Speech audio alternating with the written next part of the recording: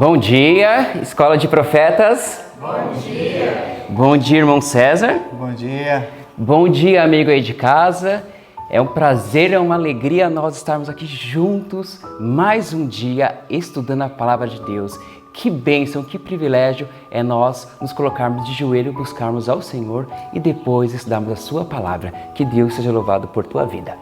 Amém. Bom dia a todos. Bom dia. Então é isso. Como disse meu amigo Alex aqui, irmão, vamos neste momento fazer uma oração ao nosso Deus para darmos início ao nosso culto.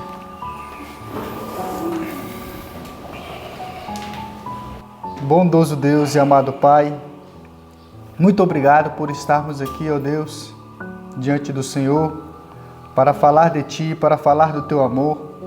Estamos aqui, ó Pai, de coração aberto para ouvir a Tua palavra, que sempre fala a cada um de nós. Amém, Que o Senhor. Senhor entre em cada coração, que derrame o Teu Santo Espírito, ó Pai, sobre essas pessoas que estão aqui, sobre todas as pessoas também que estão a ouvir a Tua mensagem. Que o Teu Espírito, ó Pai, encha a vida de cada um, que nós possamos, Senhor. ó Deus, viver o que o Senhor deseja para cada um de nós. Amém, Pai. Porque em breve o Senhor que reinará para todo sempre. Amém, Isto é o Senhor. que pedimos e agradecemos em nome de Jesus. Amém, Senhor. Amém. Amém. Nós adoramos ao Senhor na sua beleza, de sua santidade, através da oração, da leitura da Palavra de Deus. Agora nós iremos adorar a Deus através do louvor. Irmão César, qual será o louvor que nós iremos entoar para adorar esse grande Deus? Agora, neste momento, iremos louvar ao nosso Deus com o hino de número 142, Perdão, Poder e Paz. Amém.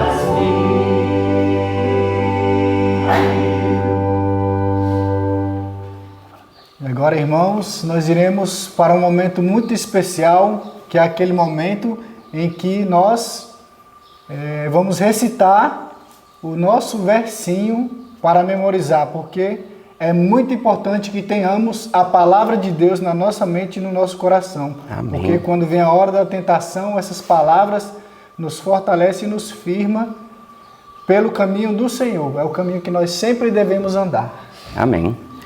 E o versinho dessa semana se encontra no livro de Jó, capítulo 19, versículo do 25 ao 27. Eu vou dar um tempinho para você de casa procurar esse verso, repetindo, Jó 19, do 25 ao 27. Ok? Vamos lá? Vou contar aqui até 3 e nós iremos recitar esse verso juntos. 1, 2, 3. Jó 19, do 25 ao 27. Porque eu sei que o meu Redentor vive e que por fim se levantará sobre a terra. E depois de consumida a minha pele, contudo ainda em minha carne verei a Deus.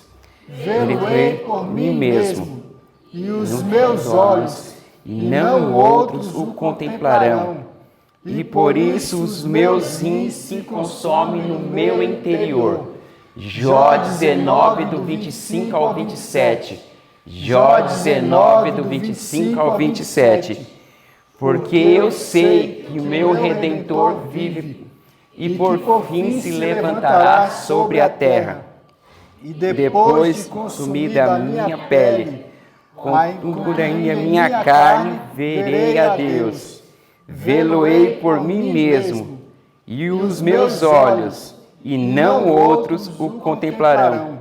Por isso os meus rins se consomem no meu interior. Jó 19, do 25 ao 27. Jó 19, do 25 ao 27.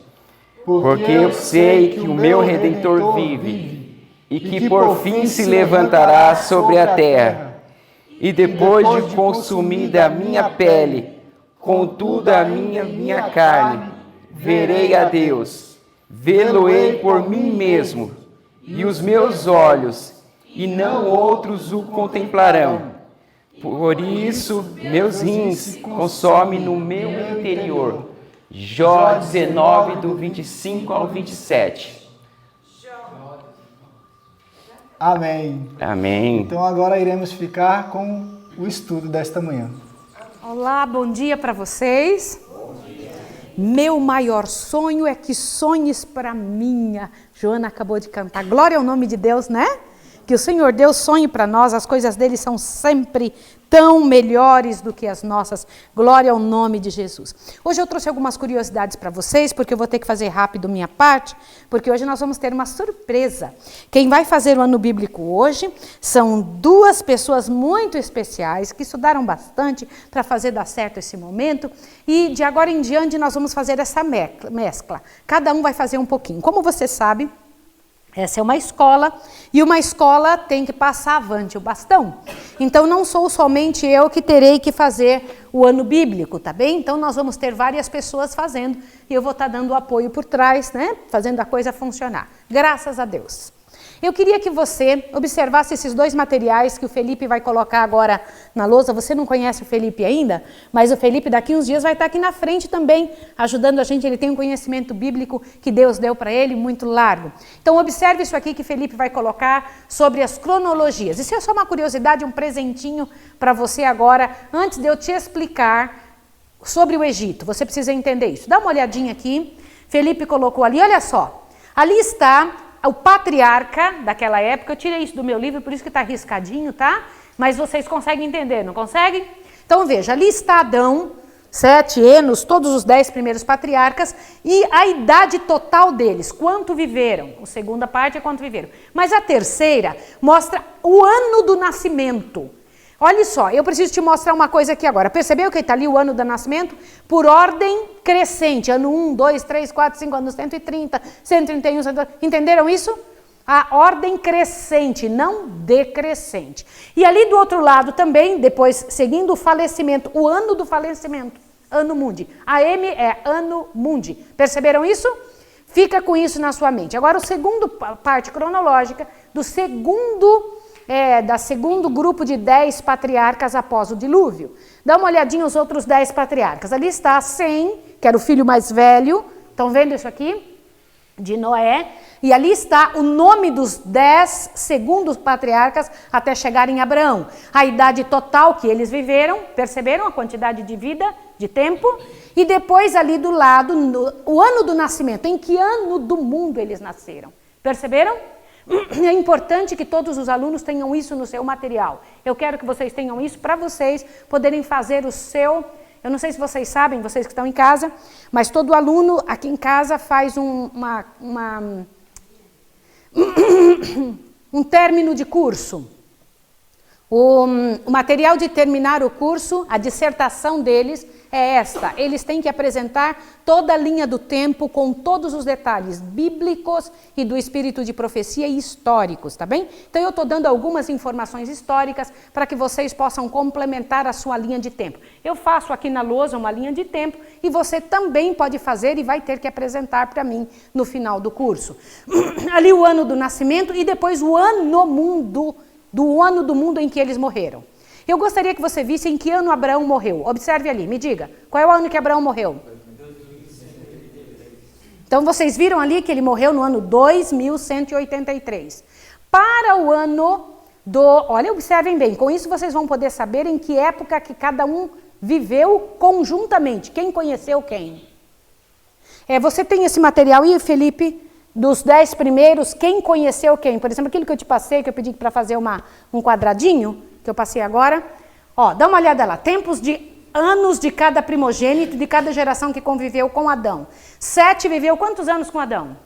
800 anos. Percebeu isso? 800 anos Sete conviveu com aquele homem que tinha conhecido a Deus. Outro detalhe, Enos viveu quantos anos com Adão? Vocês percebem isso? Eu quero que vocês façam isso. Para vocês entenderem como funciona a cabeça de alguém, você tem que entender com quem ela conviveu, com quem ela falou, qual era o tipo de influência que ela tinha. Por isso que eu vou ter que explicar sobre o Egito. Para vocês entenderem por que nosso povo agia como agia. Eles viveram no Egito. Estas pessoas tinham convivido com Adão. Qual foi a posição delas? Olha lá. Cainã viveu quantos anos com Adão? Maalalel. Jared, quantos anos? Enoque, quantos anos viveu? Matusalém. Não é interessante isso? Eles viram o homem que tinha falado com Deus. Aquele que tinha saído das mãos de Deus. Eles tinham visto, sabe o que mais? O Éden na frente deles, porque o Éden, o Jardim do Éden, foi tirado dessa terra no ano 1653. O ano 1656, desculpa. O ano 1656 era o ano do... Neste ano, foi retirado daqui da terra. O Senhor Deus levantou todo o Jardim do Éden do planeta Terra e levou para o céu. O Jardim do Éden, que onde Adão e Eva viveram, está no céu. Exatamente o mesmo. Vocês entenderam isso ou não? E quem cuida do Jardim do Éden hoje é o próprio Jesus. Ele não manda nenhuma pessoa, nenhum anjo, ninguém. Ele cuida. E quando um dia Adão chegar, porque você sabe que Adão ganhou a vida eterna, sim ou não? Sim, quando Adão chegar ali, que nós já sabemos que ele ganhou a vida eterna, o Senhor Jesus, ele mesmo vai abrir as portas e dizer, aqui está o seu lar novamente. Podem imaginar um negócio tão lindo desse, eu acho isso perfeito. Agora, irmãos, prestem atenção para nós entendermos as dinastias. Eu vou ser bem rápida aqui. Aqui está a linha de tempo do nosso povo, do povo de Israel. E aqui embaixo a linha do tempo do povo que não segue ao Senhor. Qual é a diferença entre um povo e outro? Vai lá, me diz, qual a diferença? Os dois são pecadores, mas qual a diferença entre um povo e outro? O cordeiro. Este povo aceita o cordeiro e este não. Tá certo? A única diferença entre os seres humanos é o que elas aceitam, o que elas permitem na sua vida. Compreenderam? Eles decidiram, não quero saber. E quando você decide não querer saber de Deus, automaticamente você está aceitando quem? Satanás. Compreende a seriedade disso? Agora veja o que eu vou precisar te dizer. Como a família de Caim foi crescendo, olha aqui, a família de Caim crescendo muito, muito, muito. Também a família de Adão foi crescendo, sim ou não? Família de Sete, sim ou não? Tá, aqui nós temos uma quantidade imensa. E Deus pediu que este grupo não se unisse com esse. Após a morte de Adão, lá estavam eles envolvidos um com o outro. E o Senhor Deus precisou terminar com o gênero humano de tão maus que os seres humanos se tornaram. Após isso, nós temos aqui 8 pessoas que sobraram de toda a multidão, de mais de 9 bilhões de pessoas que havia no mundo nessa ocasião. Então, quando termina o dilúvio, só tem 8 pessoas. E dessas 8 pessoas, Sem permanece do lado de Deus e Jafé e Cão, eles se revoltam contra Deus e começa uma pluralidade de deuses. Eles começam a adorar outros seres. Por exemplo, o Cão é o pai do Egito. Eu preciso que você entenda isso. Abre a sua Bíblia rapidinho em algo que eu preciso te mostrar agora. Gênesis capítulo 10, rapidinho, para que você entenda a seriedade do que você vai ouvir agora. Para que você entenda... Abre a sua Bíblia também. Muito bem, filha. Olha o que a Rebeca falou. Vou abrir também, mamãe. Rebeca está prestando atenção ou não? Eu quero dizer uma coisa para vocês, papais e mamães que estão em casa. Não permita que seus filhos fiquem desenhando durante o culto. Ajude-os para que prestem atenção no que está pregando. Você fala, mas eles não entendem. Irmãos, eu tomei a decisão de ser missionária aos 6 anos de idade. Meus pais, eles foram semeando na minha cabeça, desde muito pequenininha, estas informações. Eles me faziam prestar atenção nos cultos. E o Senhor Deus, então, gravou print, com um selo, um carimbo, dentro da minha cabeça, algumas coisas que até hoje eu não consigo esquecer. Foi isso mesmo que Deus disse. Ensina a criança no caminho em que deve andar, e ainda quando for velho não se desviará dele. Então, Rebeca, abre sim na sua Bíblia, por favor, em Gênesis 10, filha. Ela não sabe ler, mas ela está ali acompanhando, tá? Gênesis 10. Gênesis 10, tá, filha? E 8 também. Tá, então vamos Gênesis 10. Gênesis 10, verso 6, te dá a seguinte informação. Os filhos de Cão, Cuxi, Misraim, Puti e Canaã.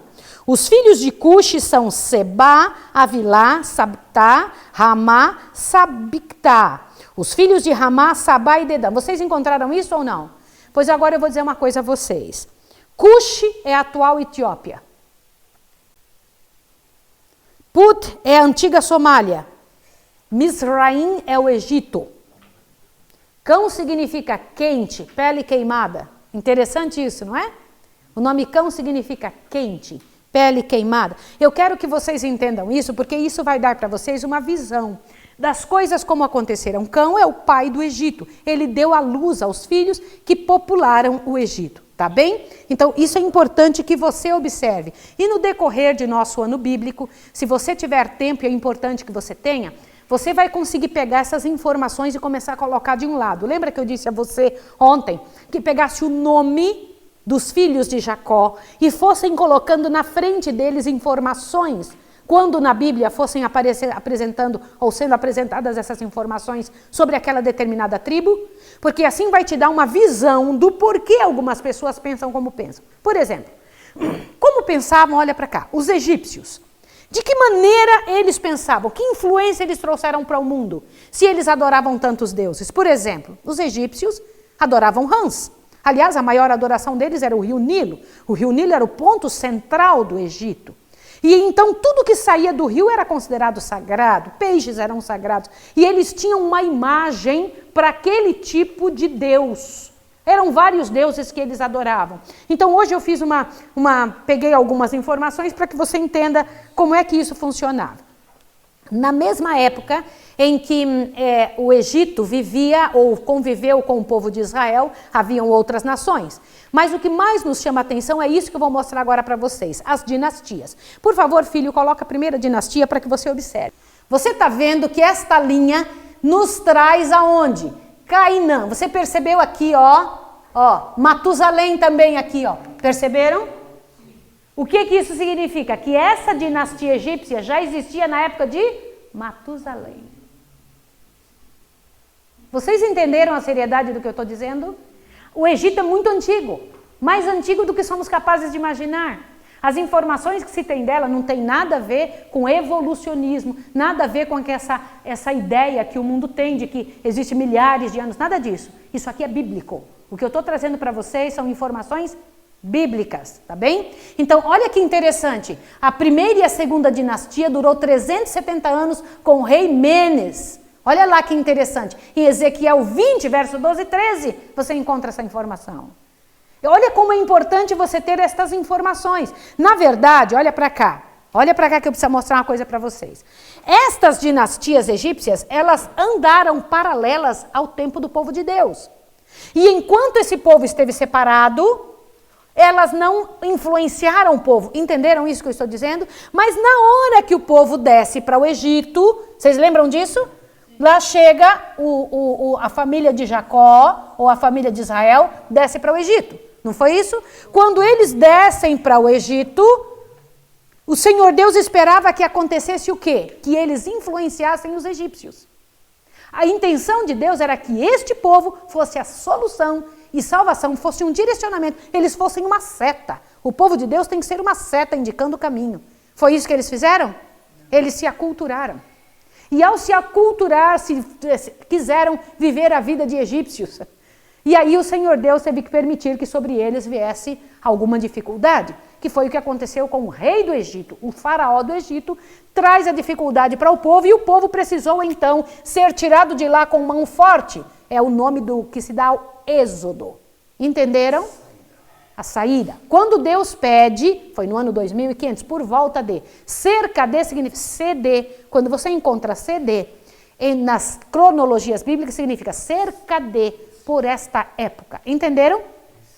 O povo de Israel vai para o Egito e no Egito eles se aculturam. Deus os tira de lá para reeducá-los, porque era o povo que Deus tinha levantado em Abraão. Vocês se lembram que quando Deus fez o chamado de Abraão, no ano 2083, faz um chamado. O mundo já cresceu tanto, Abraão, porque aqui, olha, depois do dilúvio, o mundo cresceu de novo. Aí está aquela multidão de gente de tudo que é lado, mas começaram a ficar maus de novo, que até na família de Abraão tinha gente adorando ídolos. Sim ou não? E o Senhor Deus fala, sai do meio da tua parentela. Eu vou te fazer uma grande nação e você vai ser uma bênção. Para quem que ele seria uma bênção? Deus ama esse lado aqui, sim ou não? Sim, Deus ama todos os povos da terra. A razão de Deus fazer um povo era só para salvar este. Entenderam? E quando Deus permite que eles cheguem no Egito, através de José, era para trazer diante de Deus uma bênção muito grande. Mas não foi isso que aconteceu. Agora, observem uma outra coisa. É que eu preciso da partezinha de cima, viu, Felipe? A parte que eu mais preciso é das dinastias. Esta parte não é tão importante porque já está na lousa. Olha só as dinastias. Passe avante um pouquinho mais para cá. A quarta e a quinta dinastia durou 300 anos, né? Esses 300 anos que eles foram... Tudo isso está na Bíblia. O interessante disso é que se você ler direitinho a Bíblia com cuidado, você vai se tornar um historiador muito bom. Então vamos ver a segunda dinastia, o próximo quadrinho, tá? Olha lá, até na época do dilúvio, quando aconteceu o dilúvio, morreram todas aquelas dinastias, se levantaram outras através de Cão. Por que é que antes, através de Caim, tinha dinastias já? E por que depois, em Cão, gente, morreu todo mundo, se levantam outras dinastias egípcias? Por quê? Porque o poder que estava por trás desse povo era que levantava isso. Qual era o poder que estava atrás de Caim? Qual era o poder que estava atrás de Cão? Não tenham medo de falar. Qual era, gente? Satanás. E Satanás queria levantar o mesmo tipo de vida para poder atrapalhar o povo de Deus. Então, vamos entender agora alguns detalhes. Ali estão mais algumas dinastias. Ó. Depois do dilúvio, perceba, olha lá, já tinha a 11ª e 12ª dinastia, que durou 200 anos. Olha lá que interessante. Não é interessante isso? É muito importante que vocês vejam. Ali, a 13ª dinastia durou só 25 anos. A 14ª, a 17ª dinastia, com a Pepe II, que era um faraó também, durou 199 anos. Gente, eu acho isso um negócio muito legal de saber. Sabe por quê? Porque mostra para você o seguinte... Só para você entender por que é tão importante entender isso. Eu quero que vocês firmem aí os radares para ouvir o que eu vou falar. O Brasil hoje tem uma cara, um jeito. Porque quem está governando tem um jeito. E a tropa é o espelho do seu comandante. Há 20 anos atrás, qual era a cara do Brasil? Parem para pensar. Só para vocês entenderem que existem algumas pessoas que têm um posicionamento com relação ao Brasil que me faz pensar muito. Qual é a posição? Eu trabalhei para uma pessoa nos Estados Unidos, segura aqui para mim, Thay, que disse assim para mim, quando eu disse que era brasileira, aí ele olhou para mim e falou assim, carnaval, futebol, hein? Aí eu fechei a cara assim. Aí ele olhou, não te gusta carnaval? Eu falei, não. Que impressão que ele tinha de brasileiras? Qual era a impressão que ele tinha? Me viu como brasileira, que impressão que ele teve? Porque foi o que chegou aos ouvidos dele. uma pessoa é vista por outro povo de acordo com aquilo que gosta. Vocês entenderam daquilo que faz. Como os brasileiros são vistos fora do país. Até uns anos atrás, era visto como um povo corrupto, que toda a política não valia nada, que roubavam todo o tempo, e isso imprime no brasileiro uma ideia ruim. Só para vocês terem de si mesmos, só para vocês terem uma ideia melhor do que eu estou dizendo, existem países que colocam o nome do seu dinheiro com o nome do povo. Por exemplo, vocês sabem que em alguns lugares do mundo o dinheiro chama-se Guarani, no outro chama-se boliviano, no outro, bolivianos, 10 bolivianos, vocês sabem disso ou não? Então vocês entendem que alguns valores do dinheiro recebe o nome do povo, agora te assusta. Quando o dinheiro perde o valor, qual é o valor que a pessoa pensa que ela tem? Vocês têm que pensar sobre isso, porque psicologicamente isso tem uma força muito grande. Quando o governo do país é fraco, os membros se sentem fracos. Os membros desse país, os cidadãos desse país. Nesta época em que o Egito trabalhava e dominava o mundo, porque era a maior nação da terra, os povos acreditavam e admiravam o Egito e queriam imitar quem? O Egito. O nosso povo, quando entrou ali, que deveria ter sido o maior povo da terra, o Senhor Deus esperava que eles fossem vistos como alguém, um povo que tinha capacidade, uma cabeça boa, que tinha condição para a coisa funcionar. Vocês entenderam? E, no entanto, não foi assim. Eles imitaram o povo errado. E para entender melhor o que eu vou explicar para vocês sobre o Egito, olha as divindades, te assusta. Deles veio a doutrina da transmigração da alma.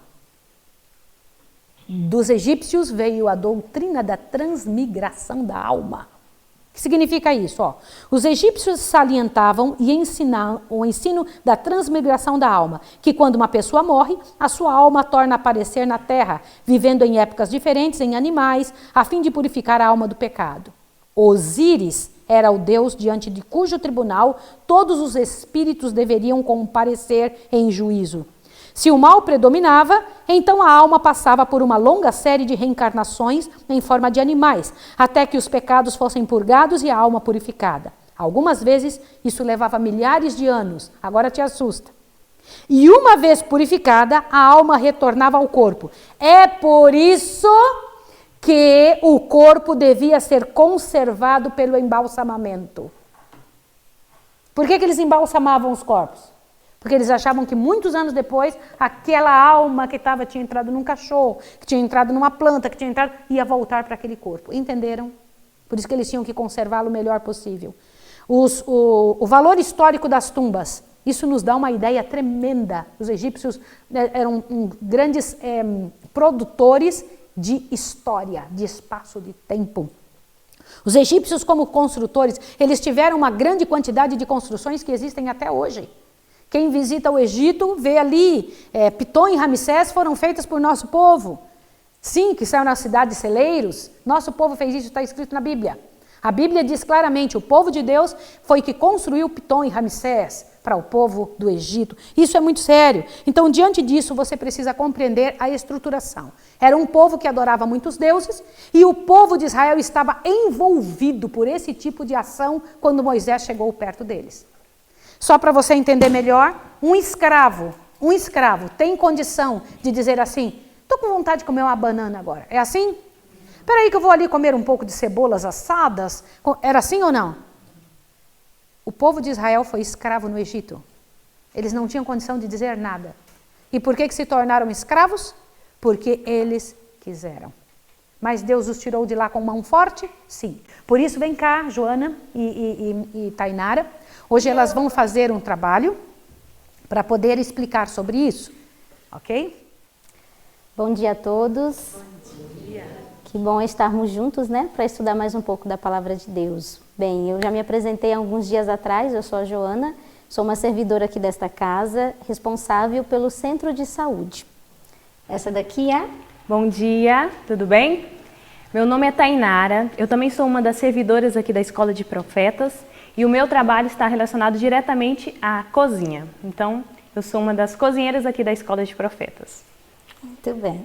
Então, no decorrer do nosso estudo, nós temos visto o momento em que Deus levanta Moisés como um salvador para resgatar o povo da escravidão no Egito, não é isso?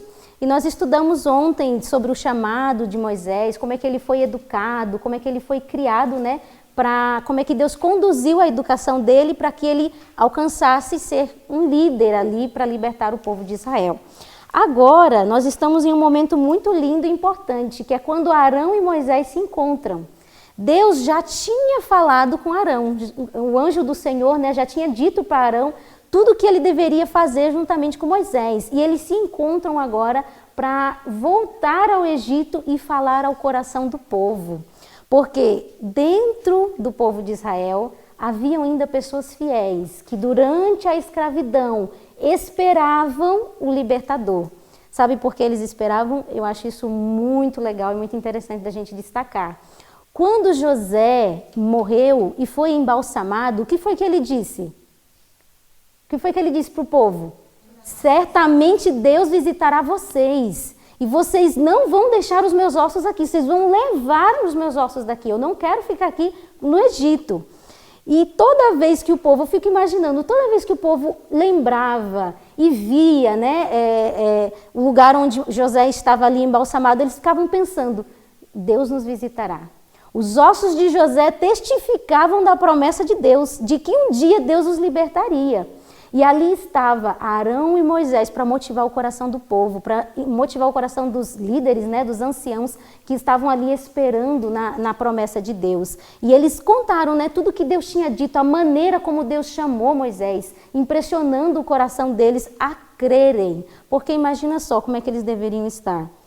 Tantos anos de escravidão, eles não tinham direito de seguir a Deus como deveria seguir. Eles já não guardavam o sábado como deveria ser guardado. Eles não obedeciam mais à lei de Deus. E quando Moisés e Arão se apresentam ali, eles dizem assim, olha, a primeira condição para o livramento é a obediência ao Senhor. Nós precisamos voltar a obedecer à lei do Senhor. Só que tinha um porém.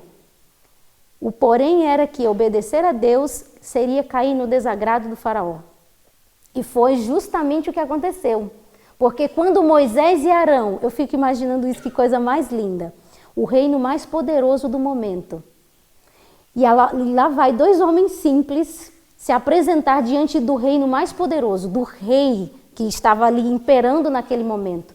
E eles vão lá com toda a autoridade, com toda a humildade, mas com toda a autoridade divina. E eles vão lá diante do rei e fala assim, deixa ir o meu povo. O Senhor Deus disse que chegou o momento de nós voltarmos, de nós sairmos do Egito. Logicamente, que foi o que o faraó disse? Que não. Não, vocês estão ociosos, vocês estão tendo tempo demais para pensar nessas besteiras. Não. Vamos dar mais trabalho para o povo parar de pensar besteira. Bota o povo para trabalhar mais. Eles agora não vamos mais dar palha para eles. Eles que vão atrás da palha, mas tem um detalhe. Vocês vão fazer a mesma quantidade de tijolos. O que o povo achou? O povo de Israel achou disso? Ficaram felizes? E este momento, inclusive, quando eles pediram para o povo parar, Joana e Thay, prestem atenção, era porque eles tinham pedido para o povo guardar o sábado. Sim. E por causa do sábado, eles disseram, mas como assim vocês estão parando as obras de vocês? Que absurdo é esse? Vou dar mais trabalho para você, para ver se você... Vocês já viram esse tipo de atitude hoje em dia com algumas pessoas com relação a nós? Sim ou não? Mandar embora do emprego. É, isso mesmo. Não queriam deixar que eles tivessem tempo para que eles buscassem a Deus. Então ele ocupou todo o tempo do povo de Deus, né? E aí nós vemos o quê? Faraó com o coração endurecido. E a palavra de Deus nos mostra que o próprio Deus endureceu o coração de Faraó, né? Então, de uma forma proposital, o Senhor endurece o coração de Faraó. Mas por quê? Primeiro porque ele queria mostrar para Faraó que ele tinha controle de todas as coisas e que Deus tinha controle de todas as coisas, né? Em relação ao que eles adoravam, aos deuses que eles adoravam. Então as pragas que foram enviadas ali eram relacionadas aos deuses que eles adoravam, né? E a outra, né, pela aquela crueldade e opressão que o povo estava passando ali, Deus queria mostrar para o povo, ó, em meio a essas circunstâncias, se vocês me adorarem, eu vou livrar vocês, né, desse sofrimento que vocês estão passando. Porque o povo de Deus, ele já estava em uma decadência de pecado, né? Eles haviam se misturado matrimonialmente com o povo, que Deus falou que não eram para eles se casarem, e também adorado outros deuses, né? Então, para que eles voltassem a ser realmente o povo de Deus, andando nos caminhos de Deus, eles deveriam passar por esse sofrimento, a qual o Senhor permitiu que eles passassem, para que eles reconhecessem o Deus deles, né? E o que me chama bastante a atenção foi a posição do povo. Como a Joana falou, havia alguns fiéis no povo de Deus, que entendiam a situação que estava acontecendo, né? E eles até tentavam influenciar os egípcios com a sua adoração ao Deus verdadeiro. Mas os egípcios, tão orgulhosos, não queriam, né? Porque eles não queriam que aquele povo de Deus, que era um escravo deles, teriam controle sobre ele, no termo espiritual, né? Agora, uma coisa importante para destacarmos. Por que as pragas, os sinais, os prodígios que Deus fez endureciam o coração de Faraó, mas ao mesmo tempo despertava a fé no povo de Israel? Veja, é a mesma situação para ambos, mas no coração de cada um acontece de forma diferente. No coração de Faraó se criava obstinação, ele ficava mais duro, não vou me dobrar diante desse Deus aí não. Mas no povo de Israel se desenvolvia a fé, que era o que eles precisavam naquele momento. Eles tinham perdido o conhecimento de Deus. Eles tinham perdido a noção de quem realmente era Deus, em se envolver com aqueles deuses falsos. Então Deus estava mostrando, a rã não é Deus, o Nilo não é Deus, gado não é Deus, quem é Deus sou eu. Eu que tenho autoridade sobre todas as coisas e eu faço o que bem entender a mim. Então o povo de Israel estava vendo aquela situação, imagina. Eles vendo o Egito sendo destruído de forma extraordinária e sobrenatural e na terra deles não caía nada. A terra deles próspera, não acontecia nada. Imagina isso, o povo de Israel vendo isso, caindo pedra lá e na deles nada. O povo lá sofrendo com eles nada. Realmente eles estavam entendendo, Deus é Deus. Realmente Deus é Deus. Imagina que testemunho foi não só para os israelitas, mas para os egípcios, a ponto de eles mesmos dizerem, Faraó, deixa esse povo ir. Deixa esse povo ir, porque realmente eles têm um Deus que está acima de todas as coisas, eles estão controlando tudo. E eles ficaram desesperados para enxotar o povo de Israel para sair de lá, porque eles estavam vendo que o Egito estava sendo completamente destruído. Aí mesmo assim, com essas pragas, os próprios magos deles, os encantadores, faziam igual, mas não tinha como. Isso é importante. O que o irmão está falando aqui é muito importante. Nós vamos ler o parágrafo que começa assim, ó. Foi a mão de Deus, porque quando o Moisés foi lá diante do faraó e ele disse não, Arão fez o quê? Jogou a vara, o bordão dele, né? E se transformou em quê? Numa serpente, não foi? Só que os magos conseguiram, né, de uma maneira ali, também fazer aparecer serpentes, não foi? Embora que a serpente de Arão fez o quê? Engoliu as duas, né? Mas só que o diabo estava querendo fazer algo muito sério no coração de Faraó, que é o que está aqui no parágrafo, foi a mão de Deus. Diz assim, ó, foi a mão de Deus e não influência ou poder humano possuído por Moisés e Arão, o que operou os prodígios que exibiram perante Faraó. Estes sinais e prodígios eram destinados a convencer Faraó de que o grande eu sou enviara Moisés e de que era dever do rei deixar Israel ir, para que pudesse servir ao Deus vivo.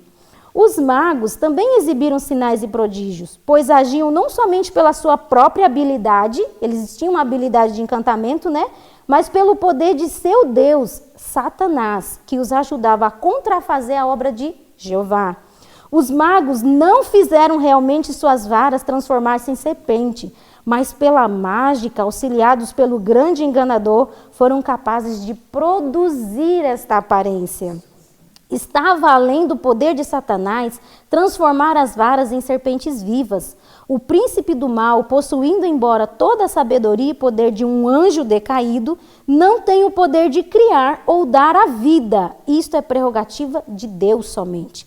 Mas tudo o que estava no poder de Satanás fazer, ele o fez, produziu uma contrafação. À vista humana, as varas tinham sido transformadas em cobras, e que assim fosse acreditavam Faraó e sua corte. Nada havia em sua aparência para distingui-las da serpente produzida por Moisés, se bem que o Senhor fizesse com que a serpente verdadeira tragasse as serpentes espúrias. Contudo, mesmo isto foi considerado por Faraó não como uma obra do poder de Deus, mas como resultado de uma espécie de mágica superior à de seus servos. Então, observe, no primeiro sinal que Arão e Moisés apresentam diante de Faraó, ele diz assim, não, meus magos conseguiram fazer, então isso aí é algum tipo de mágica também, né? Não é nada de que venha de Deus, não, um ser maior, não. Isso é alguma mágica que vocês conseguiram fazer, os meus magos também conseguiram. Na segunda praga, ele envia o quê? O Nilo, né? O Nilo se transforma em sangue. Só que o que acontece? Os peixes começam a morrer, não é isso? Começa a ficar aquele mau cheiro, começa a ficar tudo aquilo tenebroso. E aí aparece a segunda praga, porque o faraó não se dobra. Isso aqui é um quadro das pragas? Ah, seria bom. Pode ficar aqui. Quadro das pragas. Olha só que bonito que você vai ver agora. Então vamos Eu ver. gostaria que você lesse, enquanto ele coloca, todavia tinha ainda o príncipe do mal. Leia isso. Um parágrafo após aquele que você leu. Uhum. Tinha ainda o príncipe do mal, vai lá. O mau objetivo esse, né? Todavia tinha ainda o príncipe do mal. Todavia, tinha ainda o príncipe do mal um objetivo de maior alcance ao manifestar seus prodígios por meio dos magos. Ele bem sabia que Moisés, quebrando o jugo do cativeiro de sobre os filhos de Israel, prefigurava Cristo, que devia destruir o reino do pecado na família humana. Sabia que quando Cristo aparecesse, grandes milagres seriam operados como prova para o mundo de que Deus o enviara. Satanás temia perder o seu poder. Contrafazendo a obra de Deus, efetuada por meio de Moisés, esperava não somente evitar o livramento de Israel, mas exercer influência através dos séculos futuros para destruir a fé nos milagres de Cristo. Satanás está constantemente procurando contrafazer a obra de Cristo e estabelecer seu poder e pretensões. Leva os homens a explicar os milagres de Cristo, fazendo parecer que são o resultado da perícia e poder humanos. Destrói assim em muitas mentes a fé em Cristo como Filho de Deus e os leva a rejeitar os graciosos oferimentos de misericórdia pelo plano da redenção. Então nós vemos aqui na primeira praga o Nilo se transformando em sangue, não é isso? O Nilo era considerado um deus para eles. E quando eles veem um Nilo cheio de sangue e os peixes morrendo e tudo aquilo se apodrecendo, né? Mostrando a inutilidade do Deus deles. As rãs é quando Moisés apresenta-se perante o faraó e diz, agora vai vir um monte de rã que vai encher o reino. E diz que era por toda a extremidade do Egito, tinha tanta rã. Eu fico imaginando que desespero. Com uma rã tem gente que já grita, né? Imagina agora um monte de rã pulando lá, todo dia, toda hora. Imagina que coisa horrível. Tanto que aquilo ficou incomodando o faraó. Ele ficou tão incomodado, e ele via que os magos podiam produzir rã, mas não conseguiam tirá-las. Aí ele teve que se humilhar de chamar Moisés para tirar as rãs. Imagina. E Deus não deixou que as rãs se transformassem em cinzas. Por quê? Que as rãs simplesmente se desaparecessem, se transformassem em cinza e acabassem ali. Deixar mais claro o poder dele, que não era ilusório. Eram animais. Exatamente. Aí veio a praga dos piolhos, né? As moscas. As moscas não eram moscas comuns, né? Eram moscas que quando mordiam causavam dores tenebrosas. A peste, né, nos gados, nos animais, tudo estava morrendo. As chagas, aqui é muito interessante a gente falar sobre as chagas, né? Porque foi quando o povo foi desperto para ver assim, epa, se até os magos estão pegando chagas, se até neles as pragas estão alcançando, então realmente tem algum problema aí. Isso aí não é só mágica, não é só ilusão, isso aí realmente tem um Deus por trás de toda essa situação. A saraiva, né, de pedras, os garfanhotos, as trevas e o primogênito, a morte dos primogênitos, que foi a última praga. O interessante, Joana, é que todos estes escolhidos por Deus, esse tipo de pragas, afetava uma das divindades deles, as divindades visadas. Adoração do rio Nilo, adoração de objetos do Nilo, eles adoravam uma rã mesmo, de verdade. Eles tinham piolhos. Por que piolhos? Os egípcios eram ensinados a raspar todos os pelos do corpo, sem sobrar um grama de pelo. Por isso que os sacerdotes egípcios são carecas. Eles não podem ter. Por quê? Porque eles não podem ter uma gota de sujeira. Todo o corpo é raspado inteirinho. Quando os piolhos vieram no corpo, Deus, quem era responsável a idolatria egípcia, acreditava que o corpo das pessoas era puro e santo quando adoravam os deuses deles. Agora, eles entupidos de piolhos não podiam adorar o Deus deles. As moscas, eles tinham um deus chamado Beuzebu, que era uma mosca bem grandona. E eles adoravam essa mosca. Agora eles tinham que enxotar Beuzebu. Imagina, a peste nos animais tinha um animal chamado Apis, o boi Apis, que eles adoravam. Olha que interessante. Quando Deus jogou as pragas das chagas, Tifon era um deus mitológico que não deixava ninguém ter uma ferida no corpo. Olha isso.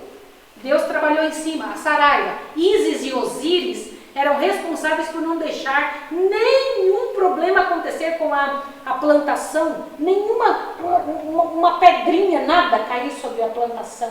E Ísis e Osíris não puderam salvar o povo das Saraivas. Gafanhotos, ele tinha o deus Serapis, que era um gafanhotão grandão. E agora?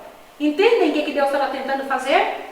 Trevas, Deus Ra, que era o sol, a lua, Ísis e Osíris, eram responsáveis por cuidar do tempo, do clima. Olha aí o que foi que aconteceu. E o primogênito, né, todo o sistema de idolatria sobre os homens e animais. Nós estamos vendo aqui que Deus estava jogando por terra toda a idolatria do Egito, dizendo, isso de nada vale. Eu sou soberano sobre todas as coisas, né? E sobre o meu poder está todas as coisas. E o que me chama bastante a atenção também é que, embora os egípcios estavam sofrendo isso tudo, né? As pragas caindo sobre ele, mas o povo de Deus não. E o que o povo de Deus deveria fazer é apenas buscar a Deus, né? Com fé, arrependendo-se dos seus pecados. E o que me chamou bastante a atenção é que, como eles queriam ser livrados dessa situação, como eles esperavam ser livrados dessa situação. E na página 260, no parágrafo que começa, os hebreus tinham esperado e eles acabaram também dificultando o trabalho de Moisés, né? Um povo que deveria apoiar ele ali, né? Que escravos não querem ser escravos, né? Na verdade, eles tinham que querer sair daquela situação, mas eles acabaram dificultando o trabalho de Moisés. Nós vamos ver aqui por quê.